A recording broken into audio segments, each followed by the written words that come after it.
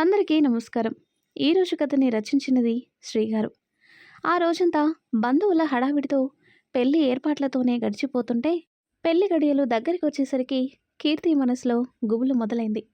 అసలు దగ్గరుండి ఈ పెళ్లి చేయించగల మనోధైర్యం నాకుందా అని మొదటిసారి తనని తాను ప్రశ్నించుకుంటే కళ్ళల్లో కన్నీళ్ళే సమాధానంగా రావటంతో దేవుణ్ణి ప్రార్థిస్తూ పెళ్లి బట్టలు తీసుకొని రాజ్ గదిలోకి వచ్చింది. విండో దగ్గర నిలబడి బయటికి చూస్తూ కనిపించాడు రాజ్. ప్రణయ్, టైం అవుతుంది, రెడీ అవ్వు. నీ నిర్ణయం మార్చుకోలేదన్నమాట అంటాడు రాజ్. మార్చుకోనని ముందే చెప్పాను కదా. ఇంత దూరం వచ్చిన తర్వాత మనం మన ప్రేమ గురించి ఆలోచించటం వ్యర్థం. అన్నీ మర్చిపోయి నీ కొత్త జీవితానికి స్వాగతం పలుకు అంటూ పెళ్లి బట్టలు రాజ్ చేతిలో పెట్టేసరికి తన వైపు చూస్తూనే వాటిని బెడ్ మీద పడేసి వాష్రూంలోకి వెళ్ళాడు. అతను స్నానం చేసి వచ్చేసరికి అన్నీ రెడీ చేసి పెట్టింది కీర్తి. వస్తూనే తన వెనుక నుంచి పెనవేస్తూ అతని వైపుకు తిప్పుకున్నాడు. కీర్తి నార్మల్గా ఉండటానికి చాలా ట్రై చేస్తుంది, కానీ తన కళ్ళలోని భావాలు రాజ్కి అర్థమవుతూనే ఉన్నాయి. వన్ లాస్ట్ కిస్ అంటూ ముందుకు వంగి తన పెదవులు అందుకున్నాడు. తానేమీ అడ్డు చెప్పలేదు. కళ్ళలో నీళ్ళని బలవంతాన ఆపుకుంటూ రాజ్ని హత్తుకుంది. 2 నిమిషాలకి తనని వదిలి డ్రెస్ వేసుకున్నాడు. తలకి బాసింగం కట్టి తలపాగా పెట్టి పెళ్లి బొట్టుతో రాజ్ని పెళ్లి కొడుకులా రెడీ చేసింది. ఒక్క క్షణం రాజ్ని అలా చూసేసరికి ముద్దొచ్చి మెటికలు విరుస్తూ నుదుటి మీద ముద్దు పెట్టింది. చాలా అందంగా ఉన్నావు తెలుసా, నా దిష్టే తగిలేలా ఉంది అంటూ బుగ్గన దిష్టి చుక్క పెట్టింది. రాజ్ నవ్వుతూ కబోర్డ్లో నుంచి ఒక కవర్ తీసి తన చేతికిచ్చాడు. ఏంటిది అంటుంది. చీర. ఈ పెళ్ళైన తర్వాత ఎలాగో ఇవ్వలేను, ఇచ్చినా నువ్వు తీసుకోవు, అందుకే ఇప్పుడే ఇస్తున్నా. పెళ్ళికి ఇదే కట్టుకొనిరా అంటాడు. సరే అంటూ ఆ కవర్ తీసుకొని బయటికి వెళ్ళిపోయింది కీర్తి. టైం అవ్వటంతో అందరూ ఫంక్షన్ హాల్కి బయలుదేరారు. కీర్తి వెనక కారులో వస్తానని చెప్పినా వినకుండా అతనితో పాటే తీసుకువెళ్ళాడు రాజ్. బంధువుల ముందు పరువు పోతుందని ఛాయ కూడా సైలెంట్గా ఉండిపోయింది. మండపంలో పెళ్లి తంతు మొదలవుతుండగా కావేరిని తీసుకొని మండపం దగ్గరికి వచ్చాడు రాకేష్. తను కారు దిగి రాకేష్ వైపు చూసింది. నువ్వు కూడా రానన్నా అంటుంది. లేదమ్మా, నాకు అస్సలు ఇష్టం లేదు. నిన్ను బాధ పెట్టకూడదని పంపిస్తున్నా. పెళ్ళయ్యాక కాల్ చేయి, వచ్చి తీసుకెళ్తాను అంటూ రాకేష్ కారు వెనక్కి తిప్పేశాడు. కావేరి లోపలికి నడిచింది. అప్పుడే అతనికి కీర్తి కనిపించేసరికి కారు ఆపి గేట్ దగ్గరికి వచ్చాడు. రాకేష్ని చూడగానే కంగారు పడింది కీర్తి. తనని అనుమానంగా చూస్తూ నువ్వేంటిక్కడ అని అడిగాడు. సారీ, మీకు చెప్పకుండా ఇక్కడికి వచ్చాను. తప్పక రావాల్సి వచ్చింది. పెళ్ళి కాగానే వెళ్ళిపోదాను భయ్యా అంటుంది.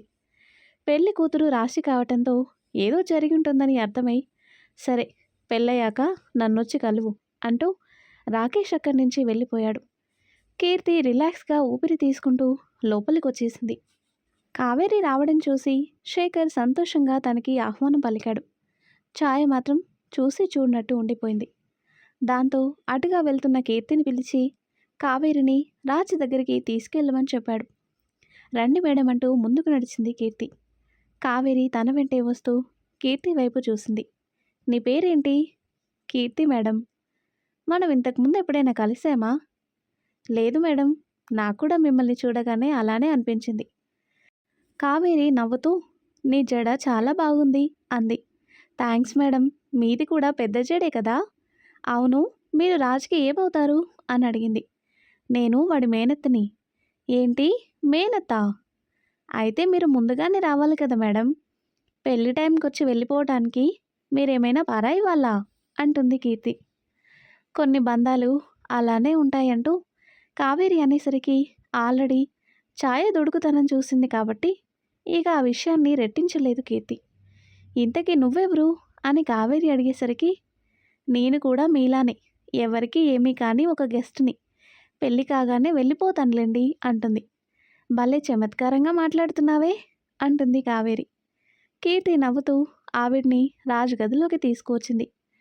చాలా ఏళ్ల తర్వాత రాజ్ని చూసేసరికి కళ్ళల్లో నీళ్లతో దగ్గరికి వచ్చింది కావేరి. రాజ్ ఆవిడని చూస్తూ ఉండిపోయాడు. చాలా పెద్దవాడివైపోయావురా, నేను గుర్తున్నానా అంటుంది. తాతయ్య తర్వాత నేను ఎక్కువగా తలుచుకునేది మిమ్మల్నే అత్తయ్య. ఇన్నేళ్ళకి గుర్తొచ్చాడా నీ మేనల్లుడు? కొంతమందిని పనిగట్టుకుని గుర్తు చేసుకోవాల్సిన అవసరం ఉండదురా. జ్ఞాపకాల్లో ఉంటారు. కానీ కలవలేని బంధాలు, బంధుత్వాలు ఎన్నో. అవన్నీ ఇప్పుడెందుకులే అంటూ తను తీసుకొచ్చిన వస్తువులు చేతిలో పెట్టింది. ఇవి నీ మేనత్తగా నీకు నేను చేయాల్సిన ముచ్చట. కానీ కుదరలేదు కదా, అందుకే పెళ్లిలో ఇస్తున్నాను అంటుంది. నవ్వుతూ ఆవిడ కాళ్ళకి నమస్కరించాడు. సంతోషంగా ఉండు అంటూ రాజ్ని దీవిస్తూ పైకి లేపింది. కీర్తి ఇద్దరినీ చూస్తూ పక్కనే నిలబడింది. ఆవిడ తెచ్చిన బంగారు గొలుసు తీసి రాజ్ మెడలో వేసింది. థ్యాంక్స్ అత్తా, రావేమో అనుకున్నాను. నువ్వు వచ్చినందుకు చాలా సంతోషంగా ఉంది. కీర్తి, అత్తను తీసుకెళ్ళి మండపంలో కూర్చోబెట్టు. సరే రండి మేడం అంటూ కావేరిని తీసుకుని వెళ్ళిపోయింది తను. సారీ అత్తా, కీర్తి గురించి తెలిసినా మీకు నిజం చెప్పలేకపోతున్నాను. ఈ పెళ్లితో అన్నింటికీ ఒక ముగింపు పలకాలి అనుకుంటూ అక్కడే కూలబడ్డాడు రాజ్. కావేరిని ముందు రోలో కూర్చోబెట్టి డ్రింక్ తెచ్చిచ్చింది కీర్తి. ఆ తర్వాత పెళ్లి కొడుకుని తీసుకుని రమ్మని చెప్పడంతో శేఖర్ రాజ్ని తీసుకొచ్చి పెళ్లి పీటల మీద కూర్చోబెట్టాడు. పెళ్లి కొడుకుతో చేయించాల్సిన పూజ చేయిస్తూ పంతులు మంత్రాలు చదువుతుంటే అందరూ ఎవరి బిజీలో వాళ్ళు గడుపుతున్నారు. రాజ్ పక్కనే ఉన్న శేఖర్ వైపు చూస్తూ, నేనేం చెప్పాను డాడ్? తాళి కట్టే వరకు కీర్తి నా పక్కనే ఉండాలని చెప్పాను కదా అంటాడు. ఇంకా నీ ఆశ చావలేదా? ఇంత దూరం వచ్చాక కూడా తను ఇంకా ఒప్పుకుంటుందని ఎలా అనుకుంటున్నావు అంటాడు శేఖర్. అదంతా నాకు తెలీదు, కీర్తిని పిలవండి అంటాడు. సరే ఉండు, ఇంకాసేపట్లో పెళ్ళి పూర్తవుతుంది కదా, నీ ఇష్టాన్ని ఎందుకు కాదనటం అంటూ కీర్తిని పిలిచి రాజ్ పక్కనే ఉండమని చెప్పటంతో తనకి కష్టంగా ఉన్నా తప్పక అక్కడ నిలబడింది. కాసేపటికి పెళ్లి కూతుర్ని తీసుకొచ్చి కూర్చోబెట్టారు. ఇద్దరికి మధ్య క్లాత్ అడ్డం పెట్టి జీలకర్ర బెల్లం పెట్టించమని చెప్పటంతో రాజు తన తల మీద పెడుతున్నట్టే పెట్టి వాటిని పక్కకు విసిరేసి తమలపాకు మాత్రమే తన తల మీద పెట్టాడు. అది ఎవరు గమనించకపోయినా కీర్తి గమనిస్తూనే ఉంది. కంగారుగా చుట్టూ చూసింది. కానీ ఎవరు అది చూడకపోవటంతో రిలాక్స్ అవుతూ రాజ్ వైపు చూసింది. అతని మొహంలో ఏ భావం కనిపించటం లేదు.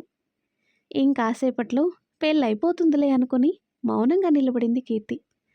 ఇద్దరిని పీటల మీద కూర్చోబెట్టారు. అప్పుడే అంజీ కంగారుగా వచ్చి రాజు చెవిలో ఏదో చెప్పటంతో అతనిలో కంగారు మొదలైంది. పంతులు గారు గట్టి మేళమంటూ తాళి తీసి అందరికీ చూపించారు. ఛాయ ఫోటోలకి ఫోజులిస్తూ బిజీగా ఉండటంతో రాశి వెనకే మోకాళ్ళ మీద కూర్చొని తన పూల జడని ఎత్తి పట్టుకుంది కీర్తి. రాజు చేతికి తాళనిచ్చి మాంగళ్యధారణ కానివ్వండి బాబు అని చెప్పాడు పంతులు.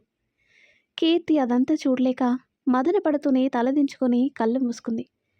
పరిగెడుతూ లోపలికి వస్తున్న రాకేష్ని చూసి తాళి తీసుకొని కట్టేశాడు రాజ్. గట్టి మేళం సౌండ్లో రాకేష్ అరుపులు ఎవరికీ వినిపించలేదు. కానీ రాజ్ చేసిన పనికి అందరూ షాక్ అయ్యి స్తబ్దుగా చూస్తూ ఉండిపోయారు. అక్కడంతా నిశ్శబ్దం అలుముకునేసరికి ఏమైందా అనుకుంటూ కళ్ళు తెరిచిన కీర్తికి అందరూ తన వైపే వింతగా చూడడం గమనించి రాజు వైపు చూసింది. తనని చూసి నవ్వుతూ కన్ను గీటాడు. ఏదో చేశాడని అర్థమైంది, కానీ అదేంటో తెలుసుకోలేక పైకి లేస్తున్న తన మెడలో కొత్తగా ప్రత్యక్షమైన తాళిని చూడగానే షాక్ అయింది. అక్కడున్న వాళ్ళల్లో అంజీ ఒకడే సంతోషంగా చూస్తున్నాడు.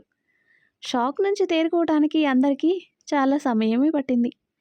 తేరుకొని కోపంగా రాజ్ దగ్గరికి వచ్చిన శేఖర్కి, ఛాయకి మరో షాక్ ఇస్తూ రాజు తలకి గన్ గురిపెట్టాడు రాకేష్.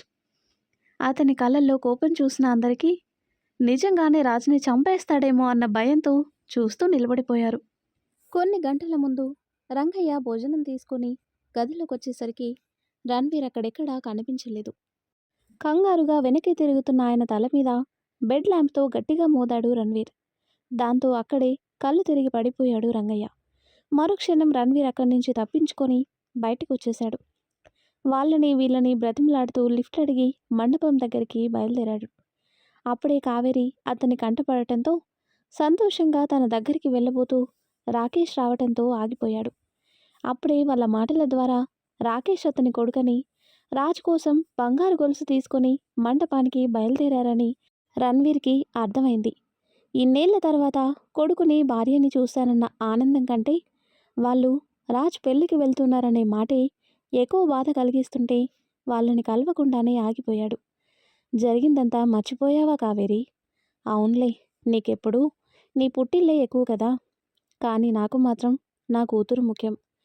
వీళ్ళెవరి కంటపడకుండా కీర్తిని తీసుకొని ఇక్కడి నుంచి వెళ్ళిపోవాలి అనుకుంటూ మండపానికి బయలుదేరాడు. రాకేష్ కార్ లోపలికి వెళ్ళిన 2 నిమిషాలకి రణ్వీర్ మండపానికి చేరుకున్నాడు. కానీ అక్కడ అంజి కనిపించడంతో చాటుగా దాక్కున్నాడు.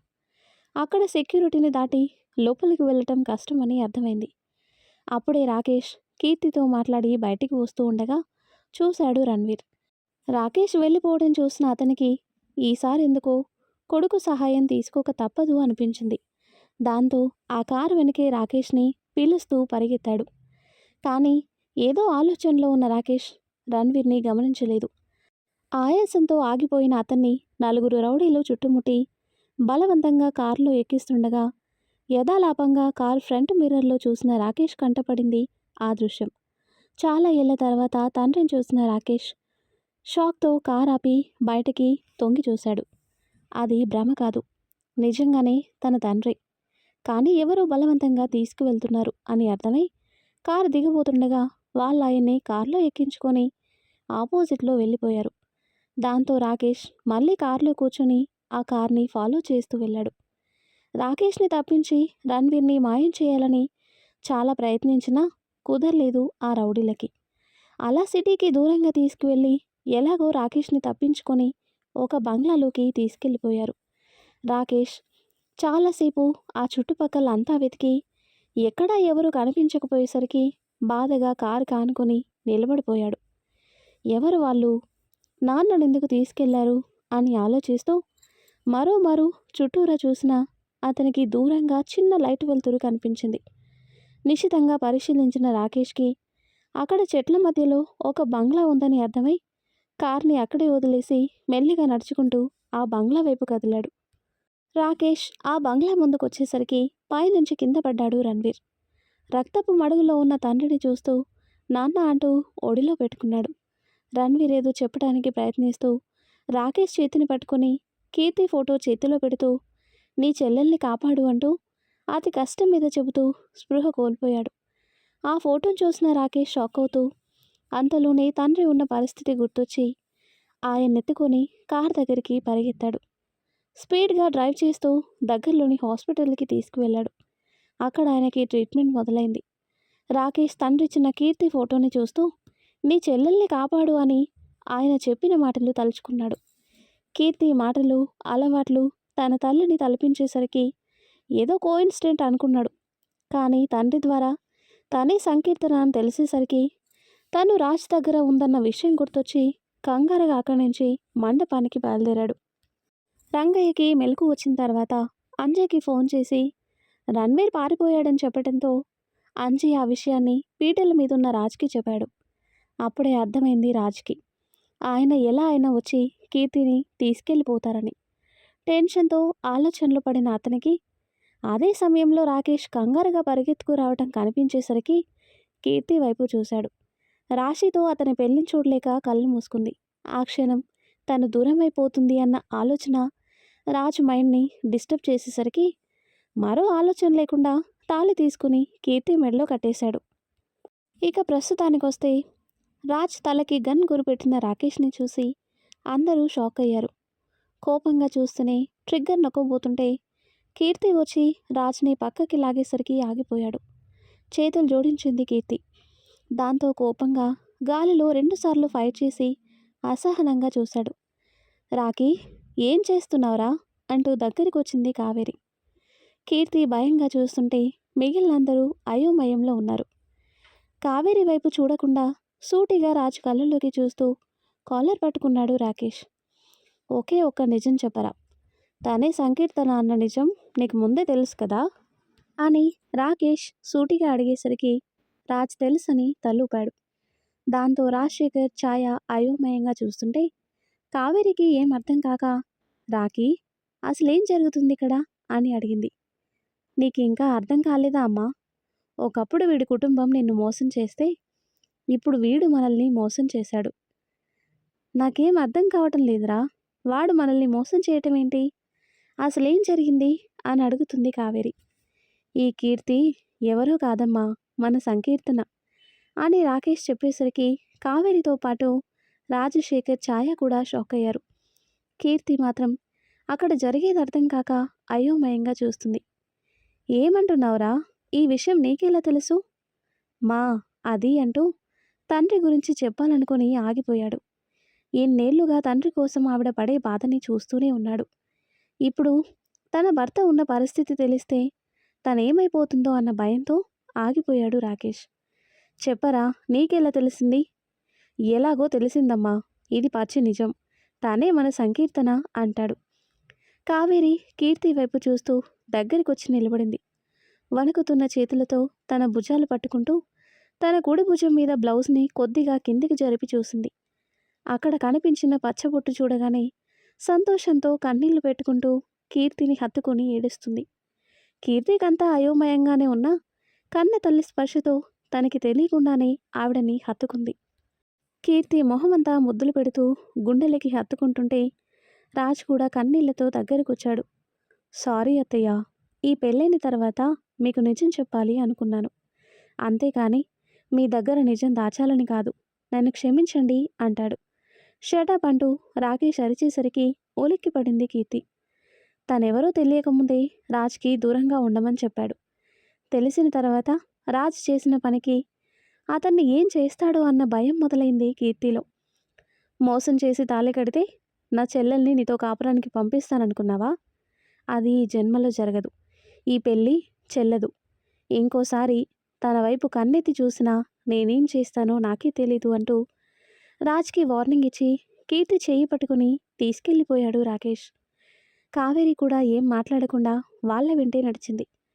కీర్తి కన్నీళ్లతో రాజ్ వైపు చూసేసరికి కంగారు పడకు అని కళ్ళతోనే సైగ చేశాడు. దాంతో మౌనంగా రాకేష్ వెంట వెళ్ళిపోయింది కీర్తి.